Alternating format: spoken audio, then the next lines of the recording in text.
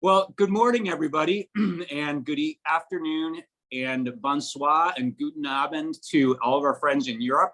We're so excited for this launch session of YouGo. My name's John Wood, by the way. We had a session yesterday that was very, very well attended. That was mostly people across the US and Asia. Today, we have guests literally spreading across Europe, some people staying up late in Singapore and Hong Kong to join us. We welcome all of you to this launch event for our new movement called YouGo. I see a number of you signing on and introducing yourselves, which is great. People are getting a good idea of the geographic diversity. And I want to also just thank all of you for being here. I looked over the registration list last night and saw the names of so many old friends, saw the names of so many people who've been with me on the journey over the last 20, 30 years, some of them going back to my Microsoft days, some going back to my graduate school days. Many of you have been involved in various things I've done over the years, and it really means a lot to myself and the founding board members on this call today that you're taking the time to join us. We're excited to reveal YouGo, our ambitions, our dreams, our hopes to find a way to change the world and make things better for so many deserving young women who have often not gotten a lucky break in life. As many of you know, I quit Microsoft in 1999 to start Room to Read. And I think, other than marrying Amy, Room to Read is the greatest decision I ever made in my life. I'm so proud of everything over the last 22 years our global teams have accomplished. Thinking about how Room to Read started from literally nothing, a $35,000 year one budget, and a ragtag group of volunteers running around the world trying to get operations up and running in various countries, and succeeding wildly. I'm so proud of how far the organization has come. Room to Read's accomplishments are mind-blowing. Many of you may know these numbers. Over 23 million students reached, over 40,000 communities that now have Room to Read programs, over 125,000 young women who've been given the chance to go to secondary school, often being the first in their family to have that opportunity. Under Geeta's leadership as third generation CEO, the first non-founder CEO, the organization is as strong as it has ever been. And I think the Room to Read's future is incredibly bright. It is a testament to my faith in the management team, the in-country teams, and the global boards of Room to Read that I made the decision to step away from the board and end my formal role with Room to Read in December. I'll always be a cheerleader and I'll always be a donor to Room to Read. But there was something else I really wanted to go pursue, something that's been on my mind for a long, long time. It's been challenging me. It's been a little bit annoying to me that I've seen something out there that I thought needed to be done that was not being done. And I wanted one day to be able to go off and pursue it. And so if I can show a few photos here, many of you have traveled. I just saw Leslie signing on from Kentucky. Leslie, of course, traveled with us in Nepal. These are some of the shots I've taken from my own visits to see Room to Read sites around the world. And these are some of the happiest days of my life. Seeing students like these young chaps here in a refugee camp in Jordan, getting Arabic language literature for the first time in their life, seeing children in Nepal, meeting young girl scholars in places like Vietnam and Cambodia, just always got me to the point of thinking, this is working, this is what life should be. Those of us who have been born to a system that let us get educated, those of us who have done well in life, helping those who have otherwise lost the lottery of life. And so there are very, very happy days on the site visits, but quite often I would have encounters and conversations that got me to the point of thinking, maybe there's even more that I can do personally. Those conversations were often with the young girl scholars themselves, with their grandmothers, with their mothers, with their fathers, with their teachers. And what I often heard was their ambitions for the future. If I can go forward one slide, I would talk to young women, for example, in Vietnam, who are graduating from secondary school. And I would say to them, congratulations, you're the first in your family to finish secondary school. And quite often they would say, yes, sir, but now I want to keep going.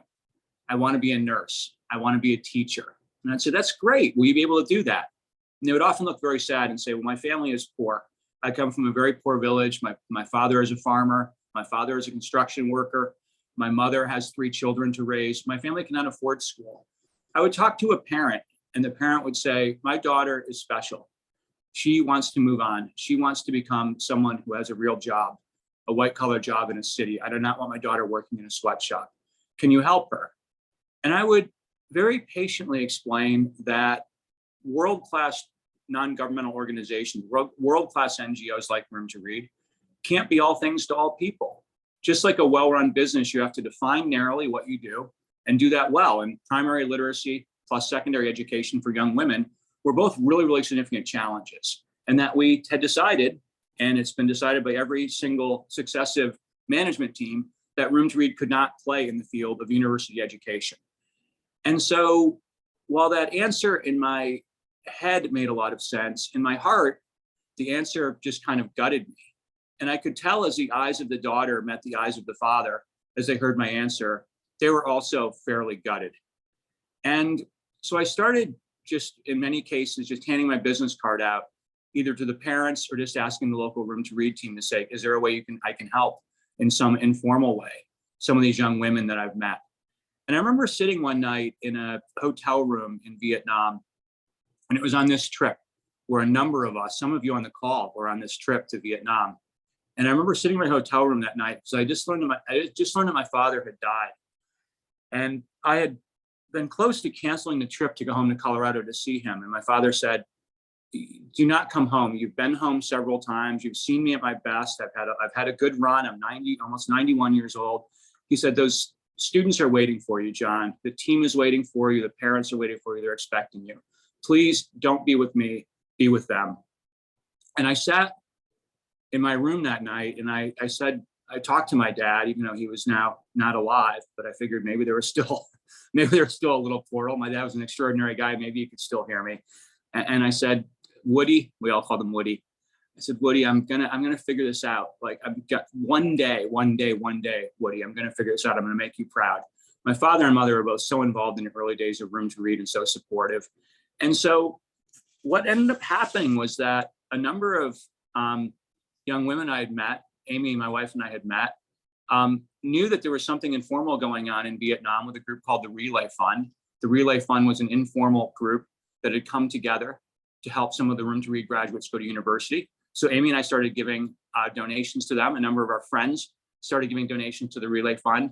Then we started doing something similar with a great NGO in Cambodia called the Indochina Starfish Foundation, which a number of our friends are involved in. And I started realizing that, wow, this actually can work, that a relatively small amount of money can go a long way and help that young woman to do literally the final mile. She's gotten to the point of almost, running the third lap of the relay. She's survived adolescence. She's become literate. She's gone through secondary school. That's awesome. What if we could just help her to go that final mile? And so this informal effort is what has eventually now become YouGo.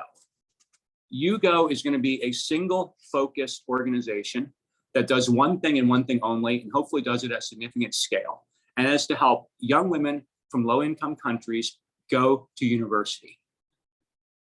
We want to help these young women to change their lives and the lives of their family forever. I'm not going to talk much more right now. I'll come back later. I'm thrilled to be sharing with you 6 extraordinary people. 3 of our founding board members of YouGo, along with 3 of the young women whose lives have been changed through the power of education. And you're going to see their videos, and I hope that you're as inspired as I am. So let me first pass the baton from here in San Diego over to Boston. My fellow board member, Tim Caflisch. Tim and I have been friends for a long time. We were united through galas and united through runs through Hyde Park when Tim was in London. And Tim's been a dear friend for a long time, and I'm very proud that he is a founding board member of Room to Read. You can find Tim's bio on our website at yougouniversity.org. Tim has accomplished so much in his life so far. He's ex-KKR, now with Fine Point Capital in Boston, and just an all-around awesome guy. Tim, over to you. Thank you, John. That's an undeserved but nice introduction. And thanks everyone for joining us today as we launch YouGo. I feel extremely fortunate to be a founding board member and to have the opportunity to work with John, the board, and all of you on this call to help make this organization a huge success. I've always been drawn to educational access as a cause, which led me to Room to Read in the first place. As John mentioned in his opening remarks, Room to Read and similar organizations have done an amazing job transforming the lives of millions of children But one organization can't do everything, and there remains a huge need to help all of the students with the remainder of their educational journey. For me, university was a transformative experience. It was my first time living far away from home. It showed me how big the world could be, all the different directions my life could go, and gave me the tools to pursue those different paths. And I can't imagine my life without the friendship, skills, and perspective my time at school gave me. So it's important to me that anyone who wants to pursue tertiary education has the ability to, and can do so in a way that doesn't put undue financial hardship on themselves or their families. As John mentioned, we've known each other for over a decade, and I've been constantly amazed by his ability to inspire and engage with people, stay focused on big picture goals, and quite importantly, to raise lots of money for a great cause. There's a lot of good you can achieve if you have the combination of drive, self-belief, and vision that John has. And I can't say I share John's talents as a social entrepreneur, but I'm excited to be able to help John harness his energy to build YouGo into a first-rate organization. Being able to be involved in something like this from the ground floor is a great privilege, and it's a rare opportunity, and something I expect will be one of the most rewarding things I've ever done. So, our aspiration is for YouGo to be an impactful, scalable, inclusive organization that will allow everyone on this call to be involved in helping hundreds of thousands of women reach their potential. The beauty of the gift of education is that it not only helps the direct beneficiary of the scholarship, but can also be transformative for their families and communities. So with that, I'm excited to introduce Prem Kumari, who's a perfect example of the impact we hope YouGo will have and on women in their communities all over the world. Scholarship पाउँदाखेरिको first experience म यति धेरै खुसी थिएँ नि, त्यो कसरी भन्ने। प्लस 2 पछिको स्टडीलाई चाहिँ मैले कन्टिन्यू गर्न सकिरहेको थिएन हैन। अब के गर्ने भन्दाखेरि चाहिँ जुन एकचोटि म स्कुल पढ्दाखेरि नै जुन गर्ल्स एजुकेसन प्रोग्रामको फाउन्डर चाहिँ होम भिजिटको लागि आउनु भएको थियो, नाम चाहिँ भनिनँ मैले है, होम भिजिटको लागि आउनु भएको थियो। त्यतिखेर उहाँले त्यति होम भिजिटको लागि आउँदाखेरि चाहिँ तिमी के पढ्ने भनेर मलाई सोध्नु भयो हैन। त्यतिखेर चाहिँ मलाई नर्स बन्न मन लागेको छ भनेर मैले भने। तर जब मैले युनिभर्सिटी स्कलरसिप पाएँ, त्यसपछि म Kathmandu university school of medical साइन्सेसमा साइन्सेस फर नर्सिङको लागि चाहिँ जोइन भएँ, जुन चाहिँ 3 इयर्सको कोर्स थियो। अहिले म त्यो कोर्स कम्प्लिट गरेर एज अ स्टाफ नर्स चाहिँ धुलीखेल हस्पिटलमा नै कार्यरत। तर जब मैले स्कलरसिप पाएर आफ्नो पढाइ कम्प्लिट गरिसकेपछि हैन, कम्प्लिट गरेर जब गर्न थालेपछि चाहिँ के भयो त, मेरो परिवारको जुन छ नि आर्थिक स्थिति चाहिँ धेरै मजबुत भएको छ है, मजबुत भएको छ। अर्कोतर्फ भने मेरो भाइ बहिनीले चाहिँ आफ्नो पढाइलाई चाहिँ कन्टिन्यू गर्न पाएका छन्। यो चाहिँ एकदम सकारात्मक परिवर्तन आयो हैन, जसमा चाहिँ म धेरै नै खुसी छु। मैले पाएको जस्तो स्कलरसिप चाहिँ अरूले पनि जुन आर्थिक स्थिति कमजोर भएर आफ्नो स्टडी कन्टिन्यू गर्न नपाउनु भएकोले पाउनु भयो भने चाहिँ हैन, उनीहरूको के आर्थिक स्थिति चाहिँ मा चाहिँ इम्प्रुभ आउन सक्छ हैन। अनि अर्को भनेको चाहिँ जुन आफ्नो स्टडीलाई कन्टिन्यू गर्न सक्ने भयो हैन, उनीहरूले जहाँसम्म चाहिँ आफू के भन्छ त्यो इन्डिपेन्डेन्ट के भन्छ नि, फाइनेन्सियल सपोर्ट है, उहाँहरूले फाइनेन्सियल सपोर्ट पाउनु भयो भने चाहिँ मैले जुन जति दुःख पाएँ नि, जुन आफ्नो इच्छा हुँदै पनि पढ्न नपाउनु भनेको त एकदम धेरै नै त्यो दुःख लाग्दो कुरा हो नि हैन। मैले जति दुःख पाएँ नि, त्यो दुःख चाहिँ उहाँले पाउनु हुँदैन होला पक्कै पनि। जसरी मैले स्कलरसिप पाएर मेरो लाइफ चेन्ज भएको छ हैन, मलाई जति सजिलो भएको छ उहाँहरूलाई नि त्यसरी नै सजिलो, त्यस्तै सजिलो हुन्छ होला भयो।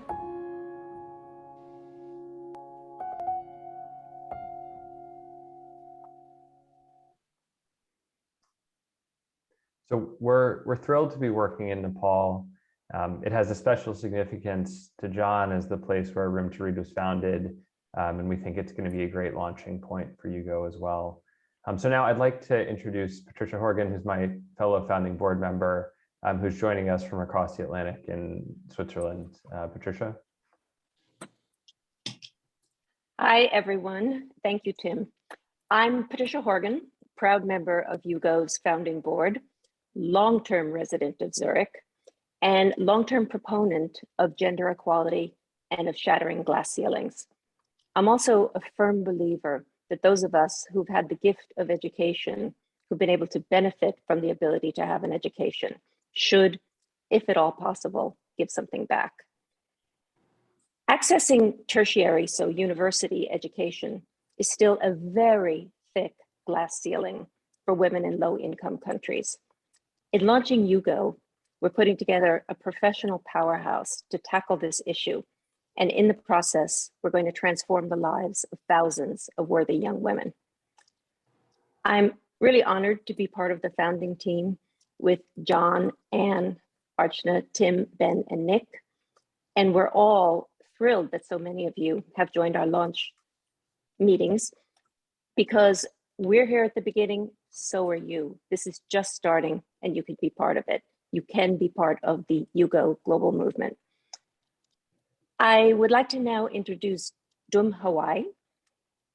After seeing her speak at a Room to Read anniversary event back in 2010, a good friend of John's and that friend's wife were moved to give Hawaii financial support to attend university to study environmental engineering, which she has successfully done. Her inspiring story underscores that when you help a young woman in emerging markets in low-income countries, you don't just help her, you help her family. And as Hawaii says herself in the video you're about to see, the ripple effect is not just the woman herself, her family, but it can reach the entire community and potentially the broader nation. So please meet Dum Hawaii.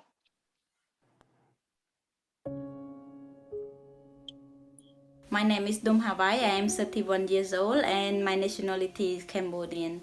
I am from a family of 11 members and I am the oldest child in the family. I have a bachelor degree in environmental science, but since the corona time in late 2019, I have been moving to Germany. Now I am living here in Germany. I have finished my high school in August 2010. I decided to move to Phnom Penh city in a month later with so little money in my pocket. I tried to save as much as possible. In the city, I was walking around and tried to apply for every scholarship I could because my family could not afford to pay a university fee for me. But in 2 months later, I was receiving a phone call from Room to Read Cambodia that I got fully funded to study at the university. Could you imagine how happy I and my family were at that time? With this scholarship, gave me a new page of life, a new chance to have a better education and skill. Together with my life experience and a better education, gave me a chance to have a better job. Without this scholarship, I have no idea where I am ending up now. With a better job, I got a better paid. With this money, I could support my living, my family living, and I could afford to pay a university fee for my brother and to pay an extra class and English class for my sister. And in the last 10 years, my family life has changed a lot. We become a happy family and we have enough to eat. I and my brother were able to build a new house for our parents and we have been improving our life condition. In my opinion, a university scholarship is play an important role to help young people from rural area to get a better education. A good education doesn't affect a person who receive it only. They've been reflected to his or her family, workplace, and society as well. So a better education is the key to developing the country in the long run. At the moment, I am taking a German language course. After the language course, I plan to start a master degree here in Germany. After that, I will go back to my country and using all my skill and my knowledge to start my dream work and helping to develop my country. There are many ways that I could use my fortune to help other people, especially to help other women. First of all, I could encourage them to get a higher education. And I could also share my knowledge, my skill, and my experience to my community and my society. And I am the first girl from my village who attend university, and I could prove that study can change my life. And since then, many girls from my community have tried their best to get to the university as well. So this is my biggest success and make me so proud about. I am very happy, and thank you to Room to Read and to Hugo Scholarship that led me to be a part of it. And this is a meaningful program. Every person who received this scholarship will pay you back with a wonderful smile. And believe me, they have a chance to change their life.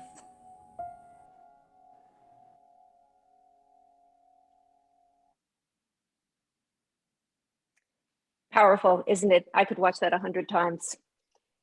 Cambodia is a focus country for Hugo. And in fact, we didn't even wait for the formal launch this week to get started. Through a partnership with the Indochina Starfish Foundation, which John mentioned a bit earlier, our first 31 Hugo scholars in Cambodia started their university studies in January. It's now time to hear from my fellow board member, Ben Happ. Ben, over to you. Thanks, Patricia. Growing up, I had the great fortune to have access to a library that was donated by Andrew Carnegie, parents who made huge sacrifices for my education, and I later won a scholarship to attend college. It's impossible to overstate the impact of these three things. What Hugo is doing is critically important. It's enormously beneficial, and it's massively impactful. Your investment in these talented young women will cascade and compound in ways that are nearly impossible to imagine. My wife, Gail, and I are so incredibly proud and grateful to be a part of this awesomely powerful movement. We have one more video featuring an extraordinary young woman by the name of Tay Thai Nguyen in Vietnam. And she says that when you help a woman, you don't just help her, you also help the next generation. And very powerful video. Let's roll it. I come from a poor family with 6 siblings in a rural area, so we wouldn't have the chance to study higher education. Moreover, my parents and other relatives in my community just wanted their children finish primary school and then they go to work and pay for the life and got married. So I try my best to study at school and work, help my family after school hours. I catch one crab in the river to sell for money, and I sell ads, duck ads. Luckily, in grade 7, I received scholarship, and I continue my study. And in university, I also received scholarship.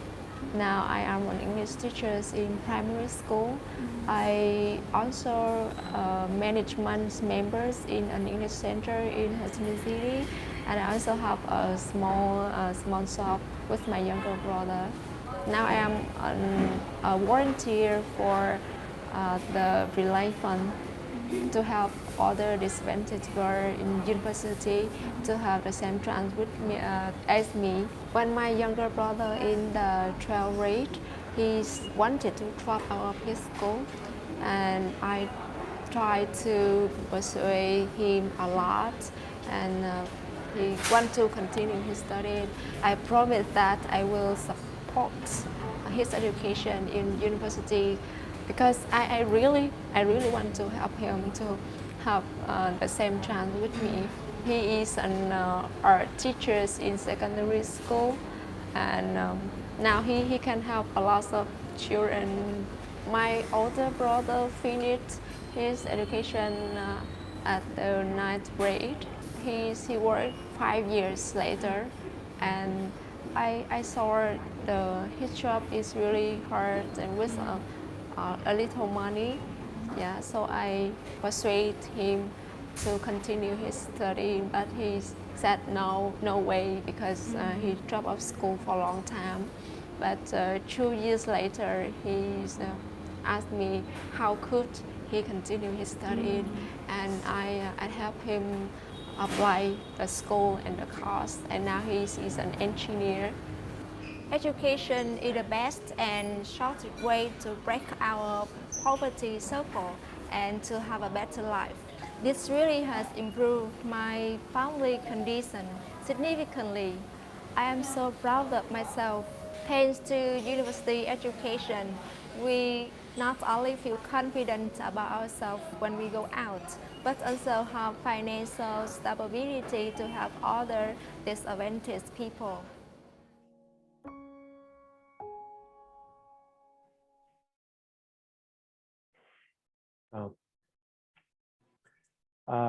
In addition to being a teacher, Taesai has also recently joined a education startup in Vietnam and is doing some incredible work. And just like in Cambodia, Hugo is already working in Vietnam.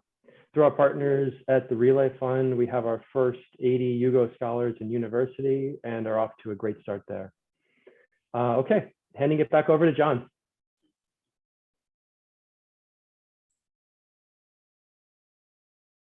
Okay, thank you, Ben. It's great to see those stories. And it was pretty cool because I love seeing all the comments that have been coming up from people all over the world. But I also noticed that we haven't had a comment posted in the last 8 minutes. So I think people were very captivated by those videos. Our founding board members are not just in the States and Switzerland. We want to be a truly global organization that requires a truly global board. I'm thrilled to also welcome Archana Parekh in Singapore, who is a senior portfolio manager at Millennium, Nick Nash, who's a dear friend and the co-founder of Asia Partners, a private equity firm focused on technology investing in the ASEAN region.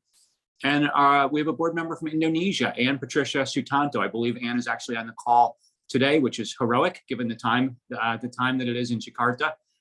We are so thrilled to be in a position of having a strong founding board, but also having fantastic local partnerships. I want to first give a shout out to the volunteers at the Relay Fund.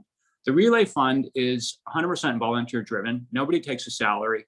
They've been hard at work for 10 years, chipping away at this problem, chipping away at this opportunity. And Amy and I were so thrilled to begin sponsoring them a couple of years ago. Several friends, including Nick Nash, joined in a very informal effort.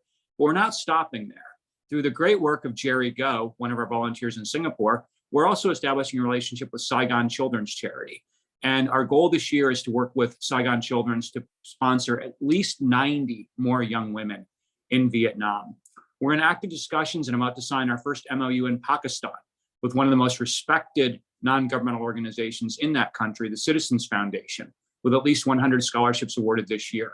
In India, a group called Aspire for Herbs, run by very, very strong leadership, 2 women who, like I always like to say, some of the best ways to get social change going is to find corporate refugees, people who have cut their teeth in the business world and then said the next chapter is all about social change.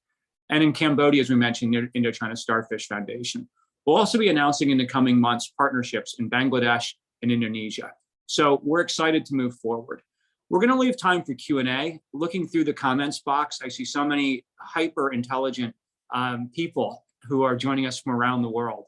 And I want to make sure we leave enough time for you to ask your questions. Let me simply close my formal remarks here with just a very brief overview. Don't go to that slide yet. The fundraising slide. Before we get to the fundraising slide, let me just give you a very brief overview of the Hugo business model. I promise to keep it brief. There's about 6 key points to the business model of Hugo. We've covered some of them a little bit, but let me just articulate them right here. Number 1, we are a single focused organization.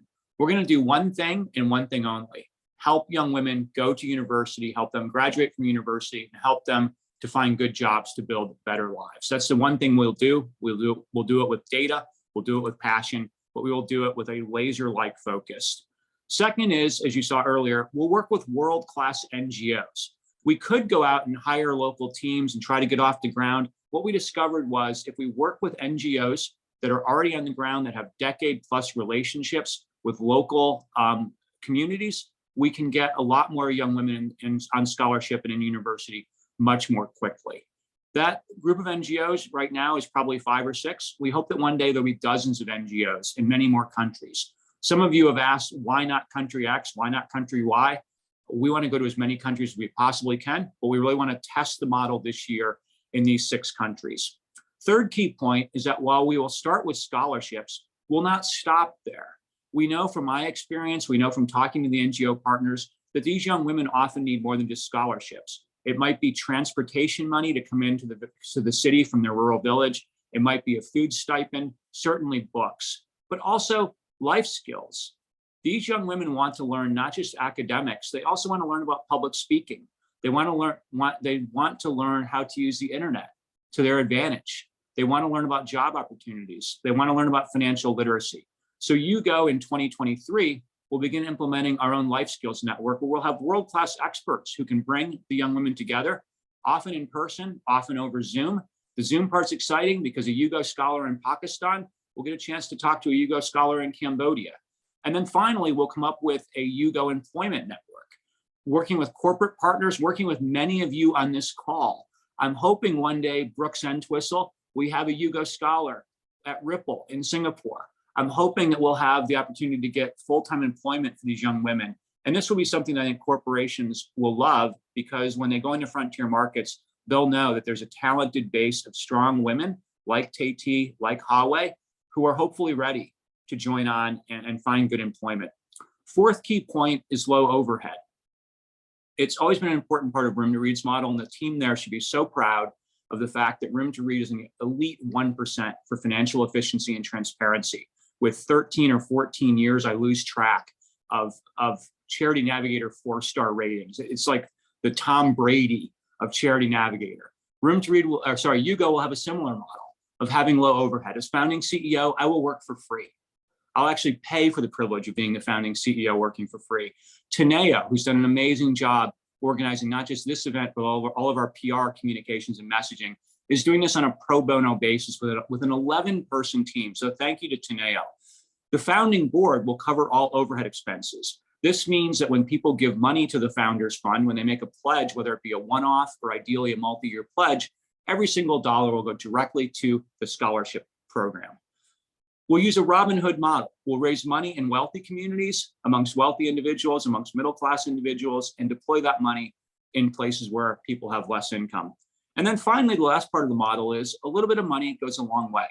Working with our NGO partners, we've discovered that we can do this program, run this program for about $800 US per scholar per year. It is not a lot of money. I'll give you an example of this. For Prem Kumari's nursing scholarship, my wife Amy and I funded that for 3 years, which is what a nursing scholarship takes in Nepal. It cost us just under $800 per year. So for a very small sacrifice, we were able to do something significant. And that's the founding spirit of YouGo. If we can flash forward, we've launched very quietly, but we're about to get less quiet about it. We've launched the Founders Fund. And the goal of the Founders Fund is to raise $8 million of commitments. This is not in year one. This is $8 million over the first 4 years, 2022, 3, 24, 25. And that $8 million, $800 a year, many of you are good at math, can do the math. It's right here, 10,000 scholarship years of education. If we can do that, that's going to give our NGO partners and ourselves the confidence to know that when we bring a young woman into the program, it's not a, we're going to hopefully be with you in year 2, we're going to hopefully be with you in year 3 if fundraising goes well. We can give these young women and their families that pledge to say, we're going to be with you every step of the way. We hope many of you will join the Founders Fund. There is no minimum, there's no maximum. We simply want people to hopefully make multi-year commitments, but if they can't do that, that's okay. One-off commitments are also accepted. The next slide will tell you just quickly how to get involved. There's really 3 ways to get involved. For the financial pledge, you can go online to our website at ugouniversity.org. We are having a few issues with some payment gateways, so if you have a problem, info@ugouniversity.org. That info does not go to some anonymous person. It actually goes to me in true startup spirit. So you can email me if you want to get involved on the donation side and be part of the Founders Fund. You can also become an ambassador for Room to Read, or for YouGo, sorry. You can become an ambassador for YouGo and help us to make the connections we need. Your book club, your church, your synagogue, your company. We really want to work with corporations to find a way that we can help them to meet their CSR goals, their ESG goals, their gender goals.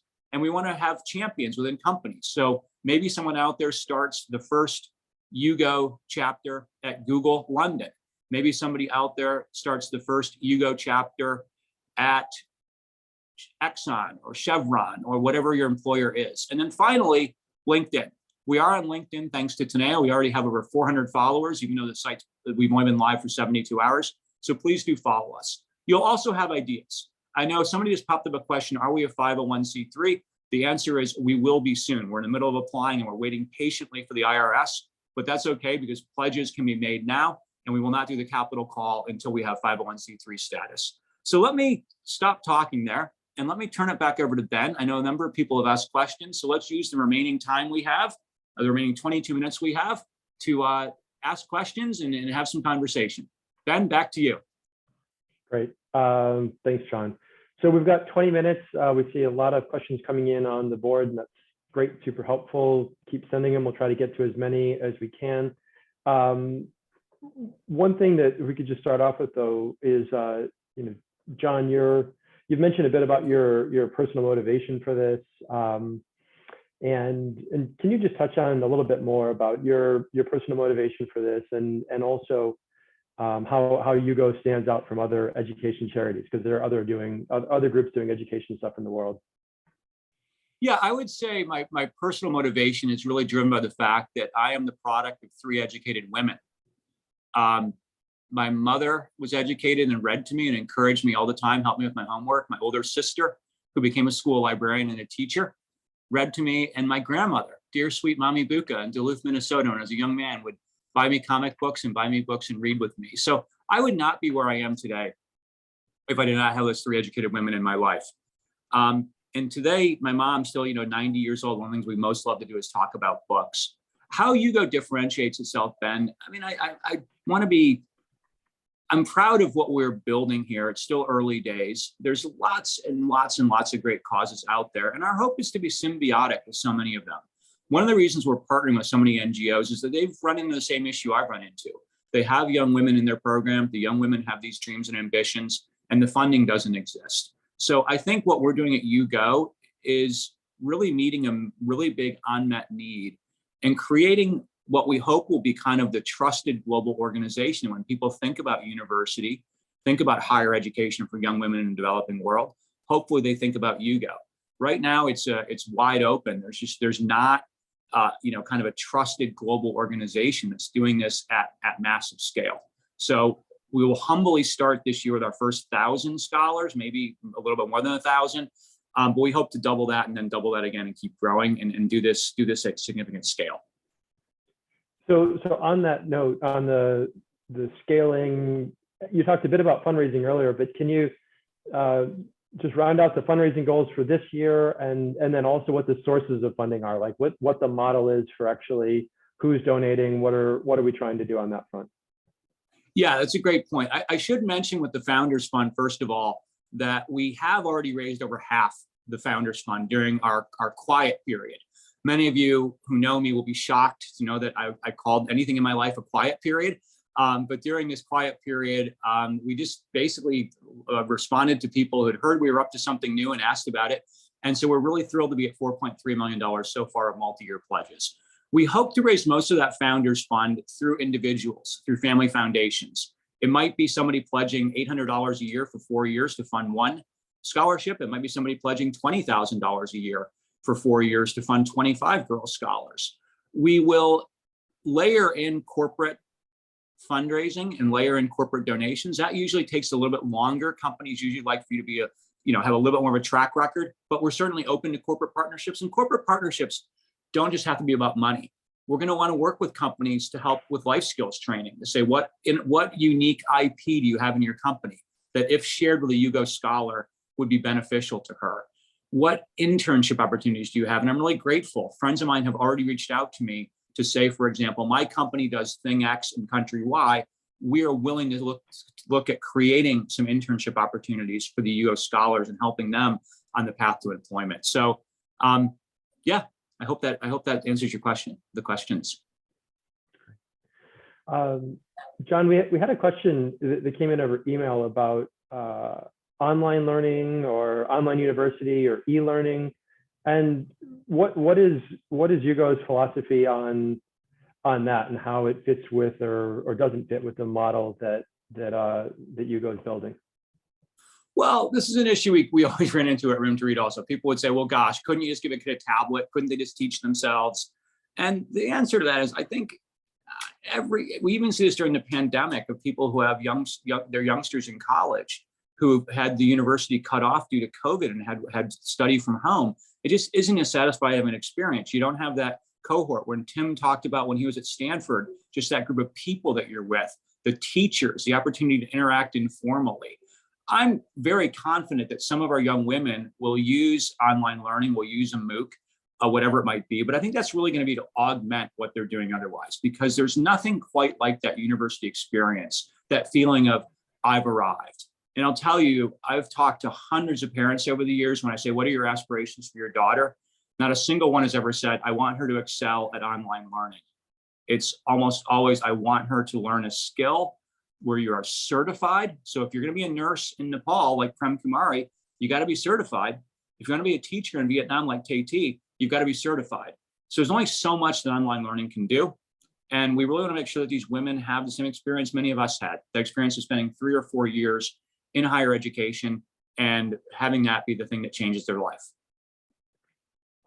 Okay, cool. So actually on that, there's a question that came in on the chat related to that on what subjects will the students be able to study? Is it anything? Are there specific areas of focus?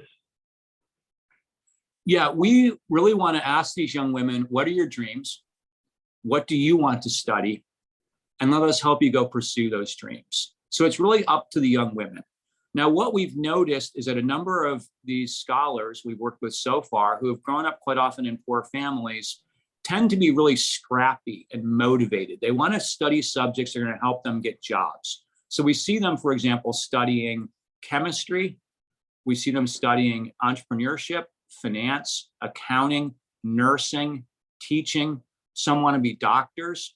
In most of these cases, the young women are choosing I would describe them as very pragmatic courses of study that will help them to find good jobs. We know that through a HBS study, that when a young woman in a low-income country makes a marginal dollar, she spends 90% of it on her family, like you saw with the Tay T video from Vietnam. Food, clothing, shelter, education, medicine. Men, unfortunately, Ben, we're not quite as good. We on average spend 30% of the marginal dollar on our families. So when these young women get through university and have good jobs, it doesn't just affect them. It affects their family, it affects their community. Indeed, it affects the entire nation state. Tay T, as an example, has several hundred students per year who learn English from her. So that's one scholarship just rippling out and having a huge effect on her family and her community. On that, related to that, there's a question that came in on the internships and any mechanisms to allow that to happen, things in addition to help on the just direct scholarship front. Yeah, what we're doing right now is we're collecting, I know, Ben, that you've always said that Excel is your happy place and you love living inside of Excel. So do I. So as opportunities come in with people saying, my company might be able to do internships, my company might be able to do funding, my company might be able to start a chapter, we're keeping all that in a spreadsheet and we'll reach back to people at the appropriate time. For the first probably at least 3 to 4 months, we really have to focus on getting more young women into school in addition to the ones we have now. But the internship opportunities, we're super excited about that. And I can tell you a lot of our young scholars are also excited to know that they're going to have a chance to really tap into that YouGo network. I see Maureen, Ben, if I can just take over, my old friend Maureen from Zambia. Hello, Maureen. It's so good to see I can't see your face, but I can at least see your question. Amy and I so recall the happy days we spent with you and the team in Zambia. The question is, do we plan to expand into Africa? The answer is yes, very definitely. We are going to test this model out thoroughly in our 6 partner countries in Asia first, but we have ambitions to go global with YouGo. And Maureen, I will follow up with you because I hope to get your help and your advice and your guidance as we go forward with that. Actually, John, while we're in the chat, let's scroll up one, and there's a powerful question that came in about what we might do with people who are refugees and also work that historically Room to Read has done in Jordan and nearby countries. Yeah, well, actually, I saw we had a couple of guests from Jordan, and that was really exciting to me. I still have such incredibly happy memories of leaving the Swiss gala, having a nice departure dinner with Patricia, and then heading to Amman with a number of the Room to Read team members, Julie and Steve and others, to be part of that incredible accomplishment that Room to Read did to get Arabic language books to refugees in Jordan. Hugo very definitely wants to help refugees. We have already reached out to a potential partner in Pakistan because we know that there are literally tens of thousands of young Afghan women who have come across the border and who don't have a lot of hope in their lives right now. Afghanistan had a long run of being able to help young women get educated. And many of them have gone through secondary school, but they're now on the Pakistan side of the border. So we very definitely want to try to find a way to help refugees. My friend Mo, who is in my Henry Crown Fellowship at the Aspen Institute, splits her time between Michigan and Bangladesh. She's offered to help us to figure out a way whether we can help Rohingya refugees who are in Bangladesh to attend university. So very definitely our hope is to be doing a lot of this in the next couple of years and hopefully in many, many places. Again, the Excel spreadsheet is open. So as people have ideas, info@ugouniversity.org. I can't promise I'm going to be able to answer every email I receive, but I promise you everything that you propose to us is being cataloged. Thanks, Sean. Related to that, actually, a two-part question, just to recap on the 6 countries that we're initially focusing on, and related to that is the second part of it. What about students traveling internationally to earn their college degrees, and how does that fit into the Hugo model? Yeah, I'm not sure that the first part of the question, how we chose our countries. And what we did is when our team of volunteers, many of whom are on this call, and thank you to the volunteers who did the NGO research. Thank you to Emily Lays for the early work and helping us figure out where we should work. We did a couple of screens. First of all, we said, let's look at the world's 50 poorest countries, because that's where there's probably the greatest need. Let's filter out countries that are less than 1 million of population, because they're probably a little bit too small for us to go to scale. And let's talk to partner NGOs to say, would a model of $800 per girl per year be enough to make a difference, be enough to move the needle? And in some cases, we found that the universities were much more expensive than that. We want to have a model of a little bit of money going a long way. And we wanted to work in places where we already had a lot of experience, where my name is hopefully well enough known that Hugo will have some credibility with the government. And then finally, where we had good partners that we could work with. So that's how we chose the 6 countries. And I forgot the second half of the question. Can you just ask it in about 6 words? Yeah, Remind me. International studies, traveling abroad to get degrees. Yeah, thank you. In the short term, no. In the short term, and it's not just COVID and travel restrictions, it's the expense of going across borders. University in the West tends to be very, very expensive. That being said, when there is an opportunity, for example, if a university in, let's say Singapore, let's say America, let's say Switzerland says, we can set up a program to have some of your more advanced students come, to example, to ETH in Zurich or to Oxford or Cambridge, we'll certainly look at that. We'll certainly put that in the spreadsheet. But for the first 10, probably at least 5,000 girl scholars, we're going to try as much as we can to keep things relatively straightforward and simple. They may cross the border, for example, a nurse in Nepal may go to northern India to study, but we're not going to try to have students going all around the world. Our model really is working with local universities to increase the capacity. One question that just came in on email: is Hugo hiring? Are we looking for volunteers? What's the plan for building out the team, and how does that process work? We're mostly relying on volunteers right now. We have over 35 volunteers so far, and it seems like more and more are being added every day. And hello to Wes and April in Dublin, and hello to Valentina and her team in Zurich. We have an incredible group of volunteers so far. For hiring, one of the highest priorities for us is going to be in-country program managers, so strong local women who can work directly with our NGO partners and get to know the scholars and get to know how our program should be changed over time. And I am looking to hire one. If anybody has any leads on this, we want to hire a development associate or a development manager, kind of a mid-level fundraising person who will be based in sunny Southern California. Amy and I have now relocated to our beach house in San Diego.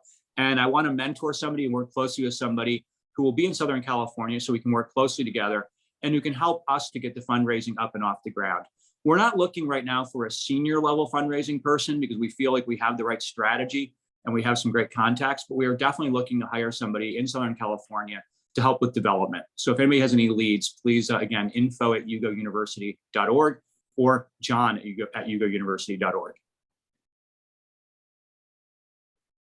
I see a question that came in on volunteers for potentially digital marketing and things like that. That's an absolutely, again, that's the info email address. So please, ideas, suggestions, volunteers, send it all to that email, and we'll, we're very grateful for that. John, one thing that was raised from someone earlier is can sponsors engage with the young women that they're providing scholarships for? How does that work? We're very definitely going to offer several ways that the UGO team, Founders Fund members, volunteers, et cetera, can get to know the young women. The biggest thing I'm excited about is actually, as travel opens up again, is doing UGO field trips. The opportunity to go to Saigon as a group and get a chance to actually meet with the scholars. We're going to also be looking for volunteers to help us with the life skills courses, to help us to figure out what expertise is out there that we can share with the UGO scholars. And certainly between internships, full-time job opportunities, there'll be some great interactions that way. We're not going to set up a one-on-one relationship. The young women already work with our local NGO partners, and we really want them to focus on their studies. But we will get lots of opportunities for engagement from video. But most importantly, I'm excited to be hosting site visits starting later this year that'll be announced to meet the young women in person. Cool. We're getting tight on time, and I think we've got time for two more questions. The first one that's come in from a couple of people is UGO's relationship with Room to Read, and how does UGO collaborate with Room to Read, and is that something that there's connections with the local partners as well on that front? Yeah, very definitely. I mean, my transition out of Room to Read was just a beautiful transition. We're all totally in sync, and we want UGO to be a symbiotic. My hope is that Room to Read will become one of the biggest channels, if you will, where young women who have finished the Room to Read program can come into the UGO program. That to me would be the most beautiful symmetry. That being said, we're also going to work with other partner NGOs because there's a lot of NGOs that have a lot of need. But my hope most certainly is that this can be really symbiotic, and ideally, as a young woman finishes the third lap of the relay of life and finishes secondary school, we would love to have that baton handed to UGO and to help that young woman, the many, many, many young women to pursue higher education.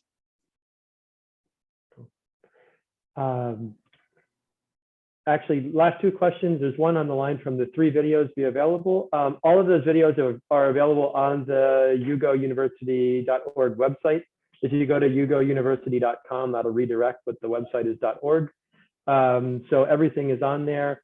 And actually, let's close it out with just recapping, John, on the how can I help. So how can I help? That's in terms of in my local community, in my company, with my friends, in general, as a volunteer.